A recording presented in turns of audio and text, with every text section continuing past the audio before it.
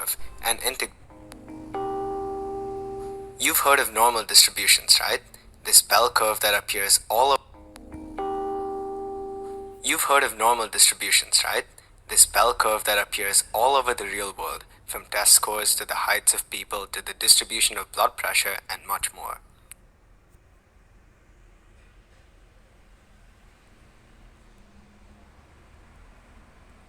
What's really interesting is that if we consider the area under this curve and integral from negative infinity to infinity, the result is the square root of pi. This completely blew my mind when I first saw it. Where's the circle? Somehow a really common thing that appears everywhere is connected to pi. Now normally when we try to calculate a definite integral, we find the antiderivative of the function and plug in the boundaries to get a value. If you remember, this is the second fundamental theorem of calculus. But if we try to calculate the antiderivative of e to the negative x squared, it seems unexpectedly difficult. In fact, this integral is non-elementary, which means that it cannot be described algebraically. If we try to plug in the integral of e to the negative x squared into something like Wolfram alpha, we get something in terms of the error function, which although can be described, is far too complicated for us to deal with right now. Let's go back to e to the negative x squared. Instead of considering the function e to the negative x squared, let's consider the three-dimensional function e to the negative x squared plus y squared. Now, although this may seem like an unnecessary step, it will make sense. For now, let's assign the variable I to the integral from negative infinity to infinity of e to the negative x squared dx. Instead of calculating this, let's try to calculate the double integral over all 2D real of e to the negative x squared plus y squared. If we simplify this, we get the integral from negative infinity to infinity of the integral of negative infinity to infinity of the three-dimensional function. By properties of exponents, we can split this into e to the negative x squared times e to the negative y squared. Since we are integrating over y, e to the negative x squared is a constant and can be pulled out.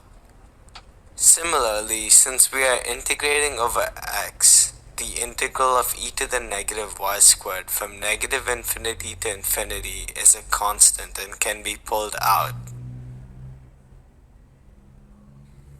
Now, this integral is equal to I, and in fact, this integral is also equal to y, since the variable name does not affect the value of the integral. So, the double integral is equal to I squared.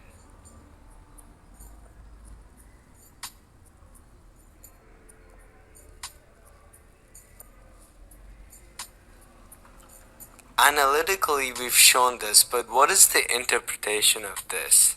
It turns out that we are calculating the volume under the three-dimensional function f of x comma y is equal to e to the negative x squared plus y squared over all 2D real.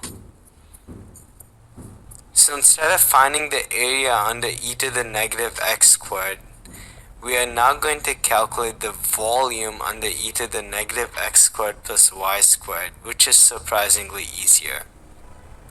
If you notice anything about this function, it's that it's symmetrical no matter what orientation with respect to the z-axis. Essentially, this is the function e to the negative x squared rotated around the y-axis. We remember these as solids of revolution in Calculus 2. In fact, let's use one of the methods, shell method. A shell is just a hollow cylinder. What we are doing is we're building these hollow cylinders, making an infinite amount of them. Now, calculating the volume of one of these cylinders is quite simple. Instead of looking at it as a cylinder, we can unroll this into a cuboid. Let's call the radius r. The height of this cuboid is f of r, which in this case is e to the negative r squared. The length is simply the circumference, or 2 pi r. The width of this cuboid is a really small value, which I'll just say is called dr. So the volume of one shell is 2 pi r e to the minus r squared dr. So the whole volume is the integral from 0 to infinity of 2 pi r e to the negative r squared dr, which is quite doable with a bit of u substitution. We can set u equal to r squared, du becomes 2r dr. So our volume is equal to the integral from 0 to infinity of pi times e to the negative u du. Calculating this is easy enough using the fact that the integral of e to the u is just e to the u, and we get the final result as pi.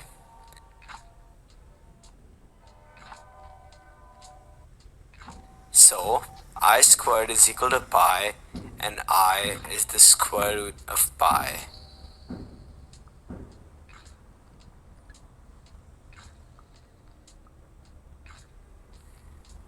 I hope you were able to see the hidden circle.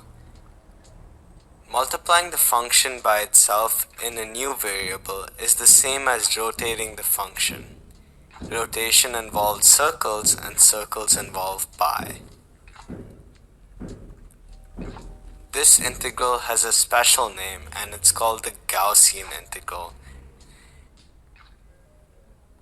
The uses of this extends much beyond a pretty solution, and some of its uses are normalizing data, and it's also used to describe the error function, which we talked about above.